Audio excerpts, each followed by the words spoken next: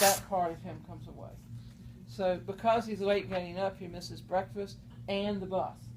So now, this part of him is gone. So he's missed the bus, which makes him late for school, which gets teachers yelling at him, and kids are making fun of him now because the kids are making fun of him. So then he gets to lunchtime, and with all the hurry, he forgot his lunch. So then that takes a little bit.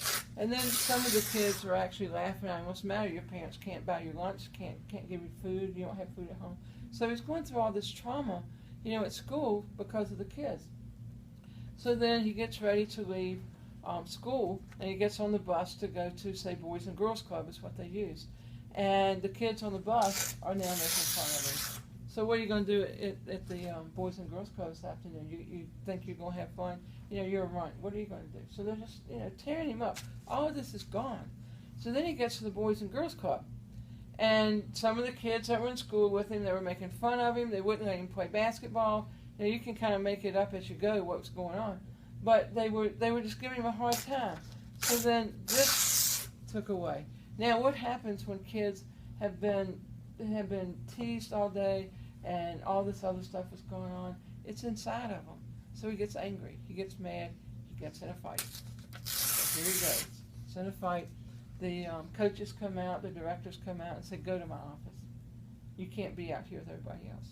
So they go in the office, and the director comes in and says, now what's going on with you? This is our strategic way of talking to kids. What's going on with you?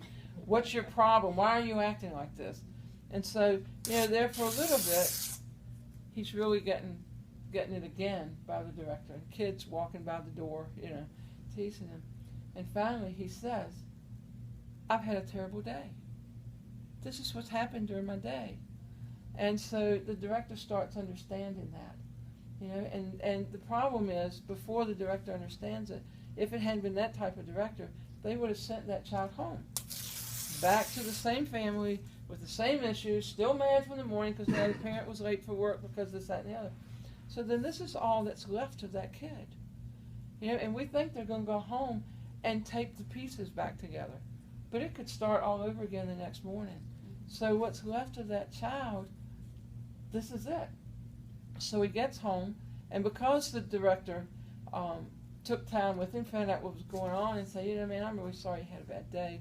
He starts feeling a little bit better about himself, and then he gets on the bus to go home. And he's thinking, I just don't want to go home. I don't want to go home to this.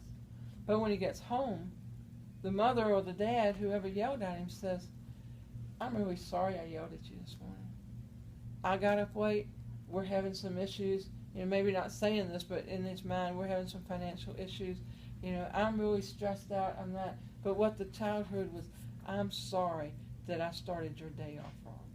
So when that child gets up the next morning, he gets up to a new morning. And you put the pieces back together, and he starts all over again. But and that's pretty much the end.